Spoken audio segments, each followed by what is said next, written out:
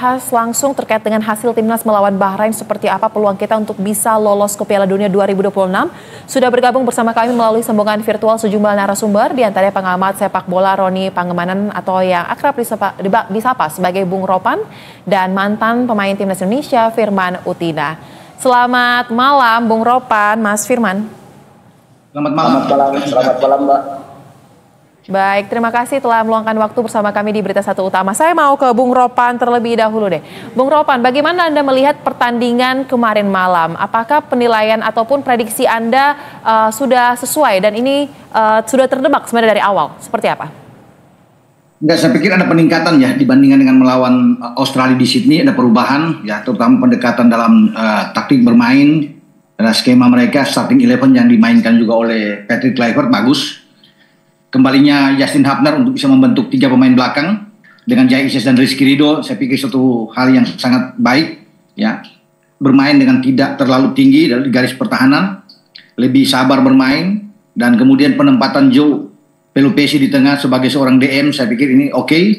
Membiarkan Tom Haye bisa bergerak bebas untuk memberikan umpan-umpan ke depan, dan itu yang tidak terlihat lawan Australia karena Tom lebih bekerja keras saat itu untuk menampingi Nathan Cho. Tapi kemarin tugas untuk bisa menghadang lawan, pemutus serangan lawan itu diemban oleh Pelupesi, dan dia bermain sangat bagus untuk bisa mematahkan setiap serangan Bahrain, yang terutama pemain mereka Jazim Marhun yang berbahaya sekali, yang membuat 2 gol ke gawang kita waktu di Bahrain, dan itu dijalankan dengan bagus oleh Pelupesi. Dia tidak pernah melewati garis tengah, posisi dia harus tetap di depan Jai Isis dan Ridho. Dan itu yang menyulitkan bagi pemain-pemain Bahrain kemarin ya. Dan mungkin kalau perlu dievaluasi ya finishing kita aja. Seharusnya kan kita bisa menang lewat 3 gol lah. Kalau ada Marcelino dan Eliano bisa memanfaatkan 2 kesempatan depan gawang. Ya, tapi terlepas dari itu secara global saya pikir penampilan kita lebih bagus dibandingkan dengan saat lawan Australia. Dan skema permainannya juga berjalan dengan baik, tentunya dengan bantuan Alex Pastur yang banyak memberikan masukan ke Patrick Kluivert dan memainkan pemain-pemain yang tepat di posisinya. Ragnar sudah kembali mendampingi Ole, Marcelino yang bermain lebih bebas di belakang Ole, dan itu berjalan dengan sesuai dengan rencana game plan yang diinginkan oleh Alex Pastur dan Patrick Kluivert. Itu. Baik, nah kalau Mas Firman gimana? Apakah Anda memiliki analisa yang kurang lebih sama atau setuju dengan apa yang disampaikan oleh Bung Ropan tadi? Melihat performa tim menghadapi Bahrain tadi malam seperti apa? Ya, kalau saya lebih condong melihat ke mentality pemainnya. Mentality pemain dengan bermain di kandang sangat luar biasa. Kita tahu bahwa Coach Patrick Kluivert dan kawan-kawan atau stafnya ini sekarang lagi sedang belajar tentang beberapa pemain yang baru karena minimnya informasi ke para pelatih. Nah, sekarang akhirnya mereka bisa melihat dari analisa sebelum pertandingan Indonesia sebelumnya melawan Arab dan lain-lain, siapa saja pemainnya, siapa saja komposisinya, yang akhirnya Coach Patrick Kluivert ini bisa memberikan kepercayaan kepada Rizky Ridho.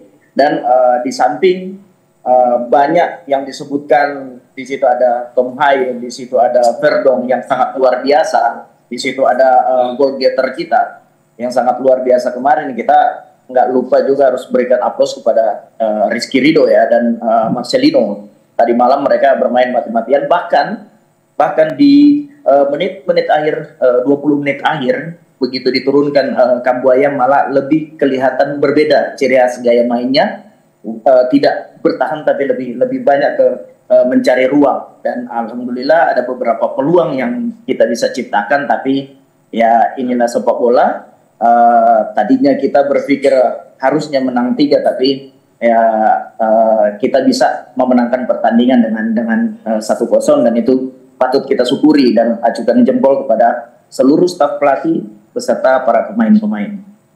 Baik, nah Anda sebagai mantan pemain timnas ini kan juga pasti memiliki gambaran ya bagaimana atmosfer yang dirasakan oleh para pemain ketika berhadapan dengan timnas lain untuk kualifikasi Piala Dunia. Mas Firman, kalau Anda melihat performa timnas kita saat menghadapi Australia dan kemudian meningkat jauh sangat signifikan seperti kata Bung Ropan untuk menghadapi Bahrain ini, apakah saat menghadapi Australia kemarin ada demam panggung kah mungkin yang dirasakan atau karena baru pertama kali berkumpul atau apa faktor yang membuat kemarin waktu Australia belum dirasa kurang maksimal? Seperti apa analisa Anda? Iya. Kalau saya condong melihat ke persiapan mereka karena Patrick Kluivert mengumpulkan pemain itu hanya 3 hari dan itu langsung ke Australia. Jadi di Australia mereka baru saling kenal dan itu pun makan waktu 1 hari. Habis itu apa kelebihan Rizky Ridho, apa kelebihannya Marcelino itu masih minim informasi ke Patrick Kluivert dan para stafnya. Saya lebih condong melihat pada saat lawan Australia itu malah ball possession-nya lebih baik daripada lawan Bahrain. Saya lebih senang ball possession-nya Indonesia pada saat lawan Australia, tapi itu terlalu terbuka. Maka banyak dimanfaatkan oleh Australia pada saat itu.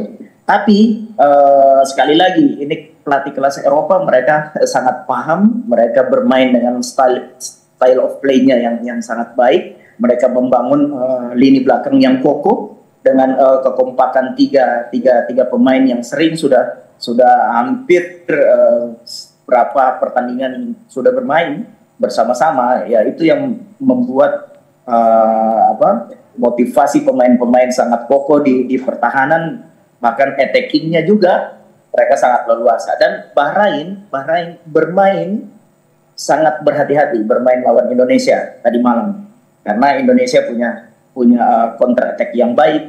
Indonesia juga punya block defense yang sangat luar biasa, yang terorganisasi baik. Jadi secara unit, secara understanding tactical itu sangat luar biasa pemain-pemain kita melawan Bahrain kemarin. Baik, dan saat ini juga sudah bergabung bersama dengan kita di dialog ini ada Bung Effendi Ghosali yang mewakili pecinta sepak bola Indonesia. Selamat malam Bung Effendi. Tadi kita sudah berbincang lebih dulu dengan Bung Ropan dan juga Mas Firman mengenai bagaimana penampilan timnas menghadapi Bahrain yang berhasil meraih 3 poin. Nah, Anda sebagai perwakilan pecinta sepak bola tanah air, boleh digambarkan apakah Anda menilai juga terkait dengan performa timnas kita ini semakin meningkat jauh jika dibandingkan saat menghadapi Australia dan sudah prediksikah hasilnya akan seperti ini atau ada cerita lain nggak dari sisi pecinta sepak bola sendiri? Ya, Soza, kemudian Coach Firman Utina, Bung Ropan, dan seluruh pemirsa. Untuk teknik pasti Coach Firman Utina yang jauh lebih mampu menyampaikannya. Tetapi yang saya ingin gambarkan adalah bahwa apa yang saya tonton di Sydney dengan kemudian apa yang saya nonton tadi malam, ada kesamaannya, eksplosifnya sama ya Coach Firman Utina ya. Tidak menunggu dari awal, tetapi barisan pertahanan kita itu rapi. Barisan pertahanan kita itu memang diperkuat oleh pemain-pemain yang seharusnya kita harapkan seperti itu ada di Australia ya. Rizky Ridho main dengan sangat baik dengan Jayadi Bang Jai ya. Kemudian Justin Hubner yang bisa main kembali, itu di belakang Lugas. Nah, kemudian ada 4 orang yang tidak double-double posisinya ya. Kevin Dix, Verdong, kemudian Tom Haye, itu tampil bersama-sama dengan debutan Joe Polopesi. Kemudian di depan kadang-kadang bertransformasi dengan 1-2, bahkan kita pernah 3-5-1 ya, atau 2-1, 1-2 itu. Ketiga-tiganya bermain baik sejak awal. Ratna Waratmangun, Marcelino, serta tentu saja man of the match oleh Romney gitu. Jadi yang mau saya katakan kemarin itu kita bisa menikmati permainan yang eksplosif dan bahkan tadi seperti ada disinggung juga oleh Coach Firman Utina itu sebetulnya sejak pada kita itu mampu ya relatif mengendalikan pertandingan walaupun positioning kita terhadap bola itu possessionnya itu tidak seperti di Australia, tetapi tidak mudah bagi Brunei untuk mencoba masuk ya ke daerah kita sejak dari menit awal. Tetapi ketika mulai babak kedua, apalagi khususnya di atas menit ke-60, saya rasa suhu yang lembab ya antara hujan dan tidak itu membuat pemain-pemain kita agak sedikit mungkin terganggu ya dengan suhu yang demikian lembab. Tapi karena juga kemarin saya sempat bicara di sini dan ada sedikit itu hal-hal yang salah dimengerti. Saya mau menambahkan bahwa kita tidak dalam posisi ingin mengadili para pemain. Saya justru berharap kita tidak menghakimi atau terlalu menekan pemain seperti apa yang terjadi di Australia. Coach Firman itu kan kadang-kadang orang bisa off day ya, tidak performanya tidak sebaik yang diharapkan, seperti ada 1-2 pemain di Australia.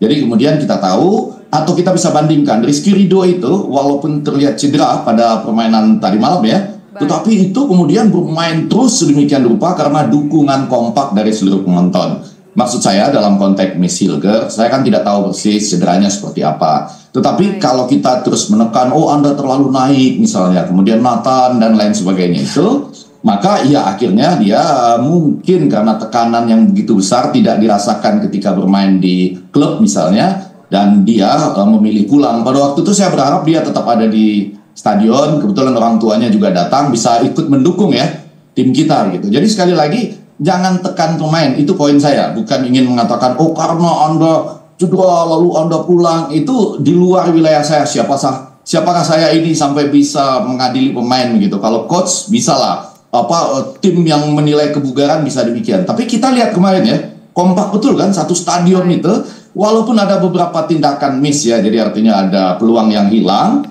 kita tidak menghujat ya, kita terus memberikan dukungan sampai menit ke 90 dan ditambah 6 menit ya, 4 menit tambahan resmi, tapi kemudian berlangsung sampai 96, dan kita berharap tentu saja semua yang cedera bisa kembali fit untuk menghadapi pertandingan yang paling menentukan melawan Cina pada 5 Juni nanti.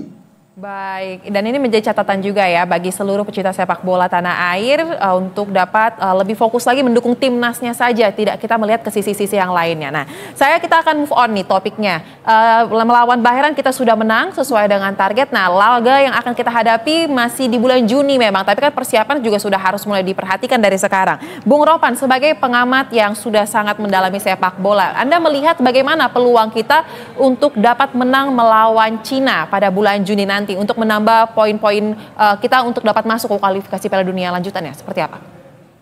Saya kira kuncinya sebelum lawan Cina kita menang semalam ya, itu menjadi kunci buat kita. Kalau kita kalah kita tidak akan berbicara banyak, percuma kita bicara malam ini untuk pertandingan lawan Cina ya, karena kita menang tadi malam itu sehingga peluang kita untuk bisa bersaing paling tidak di posisi 3 dan keempat terbuka, dan kita harus bisa menghadapi Cina. Saya pikir kita punya keuntungan ya karena kita bermain di kandang ya, dan kita bisa mendapatkan hal itu dengan dukungan supporter, dengan starting 11 yang bagus yang ditampilkan. Saya pikir boleh dipertahankan oleh Patrick Kluivert. Apa yang dimainkan melawan Bahrain untuk dimainkan lagi saat melawan Cina. Cina juga akan berusaha bangkit setelah mereka kalah kemarin 2 kali secara back to back lawan Arab dan juga lawan Australia. Mereka ingin bisa menang melawan Indonesia. Sama juga seperti Bahrain semalam, mereka berusaha untuk bisa memenangkan pertandingan, tapi akhirnya kita yang lebih berpeluang akhirnya bisa memenangkan laga. Jadi tetap kita fokus untuk pertandingan melawan Cina, tidak bisa meremehkan mereka, dan kalau kita kalah lawan Cina akan berbahaya karena setelah itu kan kita akan ke Jepang. Sulit untuk bisa mengharapkan menang melawan Jepang bermain di Jepang. Ya, kemarin terlihat sekali Jepang bermain dengan Arab Saudi. Arab Saudi parkir bus sama sekali, menginginkan 1 poin saja. Jadi saya kira taktik itu wajar digunakan oleh semua tim. Mereka kalah dengan 80-20%, tapi mereka bisa mendapatkan 1 poin melawan Jepang, tidak mudah untuk bermain lawan Jepang. Kita kalah 4-0 di kandang. Nah, kita memainkan dengan taktik seperti itu di saat main lawan Jepang bisa juga. Tapi yang intinya kita harus menang dulu lawan Cina. Ya, dengan formasi seperti kemarin saya pikir 3 back itu tetap harus dipertahankan, dan starting 11 dengan menempatkan, mudah-mudahan kalau Miliano bisa bergabung, kalau kita akan semakin kuat di tengah. Sudah ada Joe Pelubesi yang tampil oke kemarin bersama dengan Tom Hae, dan juga ada Ragnar di depan bersama dengan Ole. Jadi ini akan menjadi starting 11 terbaik. Ya, jangan sampai kita terulang lagi bermain seperti lawan Australia, karena lawan Australia saya pikir kita kejebak ya dengan kecerdasan Tony Popovic, membiarkan kita untuk keluar menyerang, bermain dengan pertahanan yang tinggi, dan itu dijebak oleh Australia. Karena Australia tidak biasanya bermain di kandang kemudian mereka kalah begitu telak dalam ball position. Baik. Mereka tahu lebih efektif untuk melakukan counter karena Indonesia lemah di tengah. Itu yang terlihat dengan Nathan bermain di tengah sama Tom, tidak jalan seperti tadi malam melawan Bahrain dengan Tom dan Pelupesi yang memang sangat kuat bermain. Jadi saya pikir jangan terulang seperti itu, kita keasikan bermain, kepedean melawan Australia, dengan garis pertahanan mereka membiarkan kita untuk bisa naik dan mengcounter. Nah, semoga lawan Cina kita bermain ya seperti yang tadi malam aja. Tidak terburu-buru bermain, perbaiki finishing yang terlihat tadi malam dengan terbuang dari Marcelino dan Eliano, dan kita bisa mendapatkan kemenangan. Saya pikir itu. Baik. Nah, Coach Firman, apalagi nih kira-kira yang perlu ditingkatkan dari performa tim? Ya, kalau tadi malam dibilang sudah cukup baik menurut Bung Ropan dan kita mutlak harus menang menghadapi Cina. Apa kira-kira saran Anda melihat pola permainan dan juga susunan tim? Cina bukan tim yang harus kita takuti, tapi Cina patut kita waspadai ya dengan gaya bermainnya mereka. Tapi sekali lagi gini. Kita balik lagi kayak ke Australia, kayak ke Bahrain kemarin. Jadi banyak hal yang menjadi tanda tanya di publik, akhirnya jadi berbeda pendapat dan lain-lain. Saya sebagai pelaku terkadang ada di lapangan itu sering memikirkan sama seperti apa yang dibilang oleh Benny Dolo, bahwa terkadang tuh pelatihan itu milik pelatih. Pertandingan itu milik pemain. Jadi bisalah dalam hal ini kita kadang keluar dari apa yang diinginkan oleh pelatih. Nah, akhirnya kita bisa mendapat hasil, bisa juga kita gagal dalam hal itu. Bisa katakan seperti itu. Jadi kalau kita lihat di pertandingan lawan Australia, banyak pemain-pemain yang mungkin ya saya lihat bahwa bukan juga keinginan dari pelatih, karena tekanan tinggi, pemain juga ingin improvisasi sendiri yang akhirnya kita banyak leluasa, banyak ruang yang kita tinggalkan yang akhirnya dimanfaatkan oleh Australia. Begitu juga lawan Bahrain. Lawan Bahrain itu sangat disiplin, 3 pemain itu selalu berada di belakang mengantisipasi. Tom Hai tidak banyak pegang bola, banyak melepaskan bola. Yang sekarang jadi catatan melawan Cina itu adalah chemistry pemain-pemain di dalam. Chemistry pemain-pemain di dalam. Kita tahu bahwa striker kita pemain baru, gelandang kita juga pemain baru. Ini yang harus ada chemistry, harus saling tahu apa keinginan Marcelino, bagaimana keinginannya Regner. Ini harus saling memahami. Karena lawan Cina kita nggak bisa melawan dengan secara individu, tapi kita harus bangun satu tim yang kokoh, unit yang baik untuk menghadapi Cina nanti. Dan ingat bahwa kita bermain di kandang, otomatis kita lihat Rizky Ridho pun walaupun sakit dia nggak mau keluar. Karena apa? Karena dia merasa ada tanggung jawab penuh. Selain tanggung jawab penuh, dia diberikan kesempatan dan dia nggak membiarkan kesempatan itu. Dan luar biasa dia bermain. Baik, nah terakhir saya ingin pandangan dari pecinta sepak bola, Mas Effendi, kira-kira melihat laga yang akan kita hadapi dengan Cina dengan segala hal yang kita punya saat ini, seberapa besar keyakinan Anda kita akan mampu meraih kemenangan lagi, karena kita harus mutlak menang kalau ingin kita lanjut terus, seperti apa? Ya, sebetulnya analisis dari Bung Ropan, wartawan senior kita, serta Coach Firman Utina tadi sudah cukup lengkap. Saya ingin mengatakan kita harus bertanggung jawab terhadap diri kita sendiri sekarang. Nasib di tangan kita sendiri. Setelah di Australia kita relatif dalam tanda petik gagal, kemudian kita ada titik balik 1-0 sekarang. Karena saya mencatat ya, selain jadwal kita 5 Juni dan 10 Juni itu semua akan bermain ya, kurang lebih pada hari yang sama dengan 3 pertandingan dengan jam berbeda. Nah, kita lihat tentu saja kita akan menjadi tuan rumah bagi Cina. Rasanya secara teknis ya, dan mudah-mudahan nanti di menit-menit ke-60 itu tidak demikian lembab atau kita sudah antisipasi ya. Itu untuk lari itu Coach Firman ya, akurasi penempatan bola ya, itu sudah kita antisipasi, atau ada pemain pelapis kita yang sudah siap seperti kemarin mereka bermain juga sama baiknya di atas menit ke-60 ketika dilakukan pergantian-pergantian.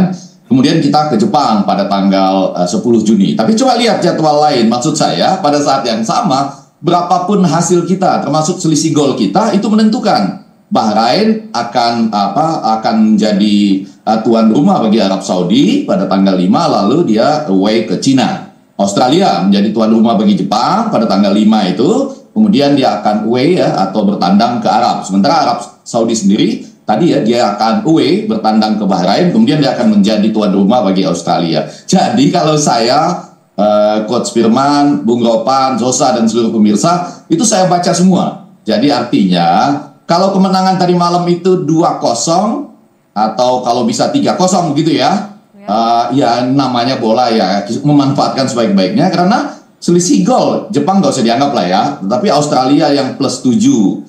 Kemudian ada Arab Saudi yang -2 selisih golnya, kita -6. Di bawah kita ada Bahrain -8, dan terakhir Cina -13. Jadi ini poin demi poin ditambah selisih gol dan produktivitas memasukkan menjadi penting. Tapi kalau ditanya secara umum, Sosa, saya sekarang lebih optimis. Rasanya kalau mau realistis, jangan ada yang marah-marah lah ya untuk mengatakan menjadi nomor 2 relatif tidak mudah. Karena harus menang 2 kali nih ya.